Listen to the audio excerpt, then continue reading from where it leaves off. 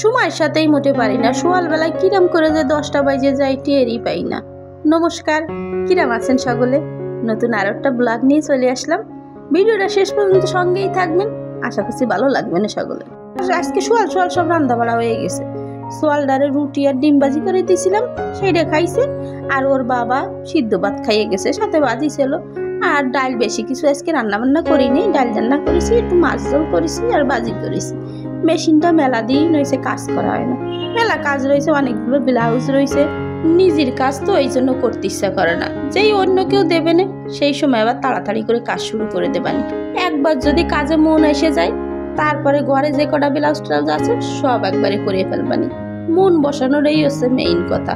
মাঝে মাঝে কিছু করতে ইচ্ছা করে না, এই জন্য করি না। আবার মাঝে মাঝে যে সময় কাজের মেলা চাপ থাকে, সেই সময় দেখবা সব একসাথে করে টরে ফেলবানি। যাই গিয়ে হচ্ছে ঘর দৌড়গুলো ঝাড় দিয়ে নি। সকালবেলা একবার কোনো রকমে বাসি ঘর ঝাড় দিয়ে রাঁধতে গেছিলাম, তো সেই সময় তাড়াতাড়ি করে তো ভালো করে ঝাড়টার দেওয়া হয় না। আর আমি বিছানা টিছানা তুলে তারপরে একবারে সব ভালো করে ঝাড় দিয়ে নিচ্ছি, আর তারপরে মুছে ফেলবানি। আর ছেলেটা থাকলে আর মোছা হয় না, ও সারাদিন খালি ঘুরে বেড়ায়। আমি যে জায়গায় মুছবো, যে জায়গায় ঝাড় দেবো, ও সামনে সামনে থাকবে। আর এখন স্কুলে চলে যায় সকালবেলায়, এই সকাল টাইমটাই আমি একটু সময় যা পাই। এই সময় একদম সব কাজ টাজ করে গুছিয়ে রেডি করে ফেলি।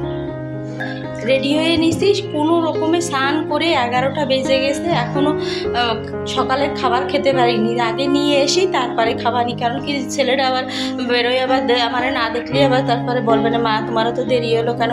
এই জন্য আগে নিয়ে আসি, তারপরে হচ্ছে এসে নিরিবিলি ধীরে সুস্থি খাবারটা খাবানি।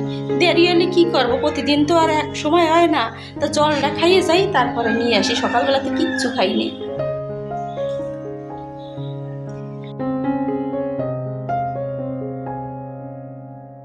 প্রথম যে সময় স্কুলে ভর্তি করাইছি, সেই সময় স্কুলেতে মোটে আসতে যেত না। স্কুল ছুটি হলে কোনো একটা ফ্রেন্ডের বাসায় তার জাতেই হবে। তারা যদি নাও বলতো যে আমাকে বাসায় আসো, তারপরও তার জাতি হবে।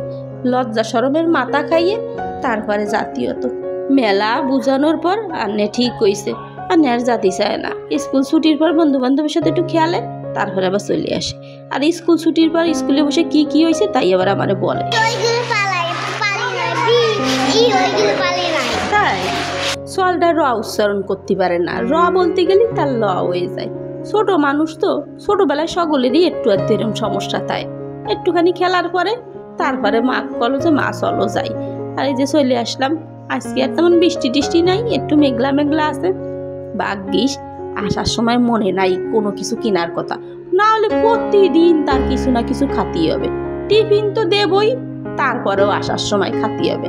প্রতিদিন কি দেওয়া যায় নাকি, খরচও তো আছে। যাইগে আমিও আর আজকে ইচ্ছে করে কই নেই কোনো খাওয়ার কথা। মনে নাই, ভালো আছে ঘরে যা আছে তাই যেয়ে খাবে না। আর এই যে ঘরে ঢুকে পড়েছি, আইসে দেহি কারেন্ট নাই। এত কষ্ট করে আইটি এসে যদি দেহি কারেন্ট নাই, সোয়ালটারও গরম লাগে গেছে। আর ঘরে ঢোকার পরে তার মনে পড়িছে মা আমি তো কিছু আজকে কিনে নিয়ে আসিনি, তার কিনে নিয়ে আসতে হবে। ভাবলাম যে আজকে মনে নাই, ভালো হয়েছে আজকে আর কেনা লাগলো না, কিন্তু তারপরও কিনতেই হবে আমার। সেই যাইয়ে তারপরে কিনে নিয়ে আসতে হলো। নিচেই দোকান, গেটের সামনে গলির মাথায় দোকান। কইছি যে তুমি থাকো তাহলে আমি নিয়ে আসি। আর নিয়ে এসে দিলাম, বাবু বসে বসে খাচ্ছে, আর আমি তো সোয়ালের খাবার এখনো খাতে পারি নাই। প্রায় 12টা বাজতে আসলো। এরকম হয়ে যায় প্রতিদিনই। ভাবিছি যে সোয়াল বেলাই বানাইয়ে খাইয়ে নেবানি, একসাথে বানাইছি। সোয়ালটার যে সময় বানাইছি আর এখন রুটি ঠান্ডা হয়ে গেছে। যাইগে মনে কি আর করবো সোনারা, চল মাইয়ে হয়ে গেলে এরম দেরি হয়ে যায়, মাগে অনিয়ম হয়ে যায়। আগে বুঝি নাই, এখন বুঝি। খাতি বইছি তাও শান্তি করে খাওয়া নাই। তার আবার সিঙ্গাড়ার মধ্যে মাঝে মাঝে একটু মরিচ পাচ্ছে, তাই আবার যাইয়ে যেয়ে বাঁচিয়ে দিতে হচ্ছে।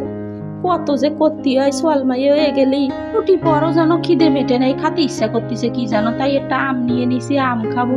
এবছরে একটাই কাঁঠাল খালাম, তাও বাড়িতে আমার মা পাঠাই দিছিল আসার সময়, তাই খাইছি। আমাকে ঘরে কোনো সময় কাঁঠাল কিনে আনবে না, সে খায় না, তার খালি গ্যাস হয়।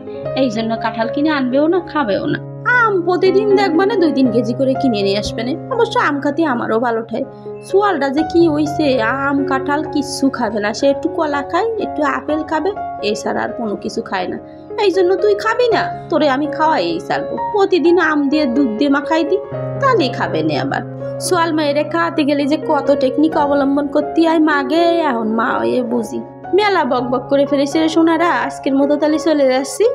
যদি ভালো লাগে থাকে ভিডিওটা, তাহলে একটু চাপ দিয়ে একটা লাইক করে দেবা। আর যদি মনে হয় যে দিদির একটু কিছু লিখে টিকে জানাই, কষ্ট করে তাহলে কমেন্ট করবা। নতুন ব্লগে আবার দেখা হবে না। সবাই ভালো থাকবা, সুস্থ থাকবা। আজ চলে যাচ্ছি, টাটা।